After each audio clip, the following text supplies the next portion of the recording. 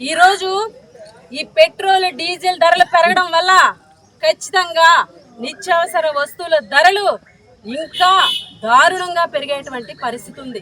కూటమి ప్రభుత్వం వచ్చిన తర్వాత పథకాల్లో కోత పెట్టి పన్నుల భారం పెంచి ఇప్పటికే సామాన్య ప్రజల నడ్డి విరిచినటువంటి ప్రభుత్వం ఈ కూటమి ప్రభుత్వం.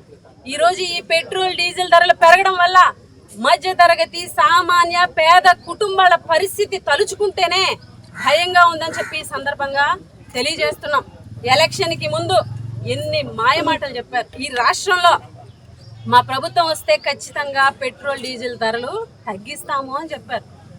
లోకేష్ గారు అయితే పెట్రోల్ బంకుల దగ్గరికి వెళ్ళి సెల్ఫీ ఫోటోలు దిగారు. ఈరోజు డిమాండ్ చేస్తున్నాం, మీరు ఏదైతే హామీ ఇచ్చారో, మీరు ఏదైతే మాయమాటలు గతంలో చెప్పారో, ఈరోజు మీ ప్రభుత్వం వచ్చింది కాబట్టి వాటిని నిలబెట్టుకోవాలని చెప్పేసి మేము డిమాండ్ చేస్తున్నాం. ఈరోజు నిత్యావసర ధరలు చాలా దారుణంగా ఉన్నాయి. పెట్రోల్ డీజిల్ ధరలు పెరిగితే ఇంకా ఇంకా పెరిగేటువంటి పరిస్థితి ఉంది. మిగిలిన అన్ని రాష్ట్రాలతో పోలిస్తే మన రాష్ట్రంలోనే ఈరోజు పెట్రోల్ డీజిల్ ధరలు అధికంగా ఉన్నాయని చెప్పడానికి మేము సిగ్గుపడుతున్నామని కూడా ఈ సందర్భంగా తెలియజేస్తున్నాం.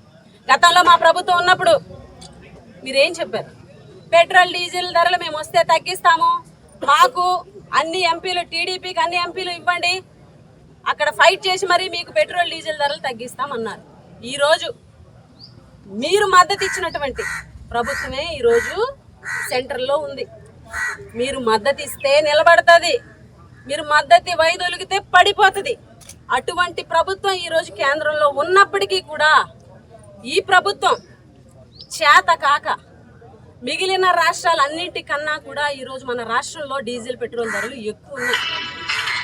కేవలం ఈరోజు స్టేట్ వ్యాట్ 31%, అంటే అదనపు వ్యాట్ 4 రూపాయలు. రోడ్డు ట్యాక్స్ ఈరోజు road SEZ, road development SEZ అని అదొక రూపాయి పెట్రోల్ విషయంలో. అలాగే డీజిల్ విషయంలో 22.5% అదనపు వ్యాట్. మన ఏపీలో 4 రూపాయలు అదనపు వ్యాట్, రూపాయి రోడ్డు డెవలప్మెంట్ సెజ్ డీజిల్ విషయంలో. అంటే ఇది చేతగాని ప్రభుత్వం కాదా అని మేము ప్రశ్నిస్తున్నాం.